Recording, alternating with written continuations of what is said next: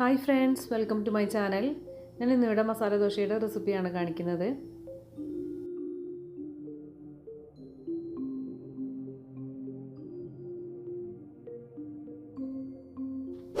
നിങ്ങൾ ഈ ചാനൽ ആദ്യമായിട്ടാണ് കാണുന്നെങ്കിൽ ഒന്ന് സബ്സ്ക്രൈബ് ചെയ്യണേ.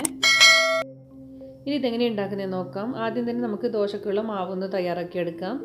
അതിനായിട്ട് ഇതുപോലത്തുള്ള ഒരു ഗ്ലാസ്സിൽ 2 ഗ്ലാസ് പച്ചരിയും 1/2 ഗ്ലാസ് ഉഴുന്നും പിന്നെ 1 സ്പൂൺ ഉലുവയും കൂടി ചേർത്തിട്ട് നന്നായിട്ട് കഴുകി വൃത്തിയാക്കിയിട്ട് ഒരു 8 മണിക്കൂറൊക്കെ കുതിർത്തിയെടുത്ത അരിയാണിത്. ഇനി ഇതിലേക്ക് ചോറാണ് ചേർത്ത് കൊടുക്കേണ്ടത്. ഇതുപോലെ 2 കൈ നിറച്ചുമാണ് ചോറ് ചേർത്ത് കൊടുക്കുന്നത്. അപ്പോൾ ഞാനിവിടെ പച്ചരിയാണ് എടുത്തിട്ടുള്ളത്.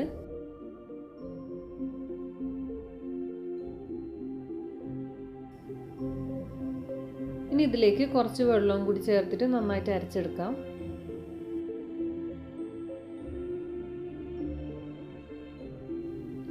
ഇപ്പോൾ അരിയൊക്കെ നന്നായിട്ട് അരച്ചെടുത്തിട്ടുണ്ട്. ഇനി ഇതൊരു പാത്രത്തിലേക്ക് മാറ്റാം.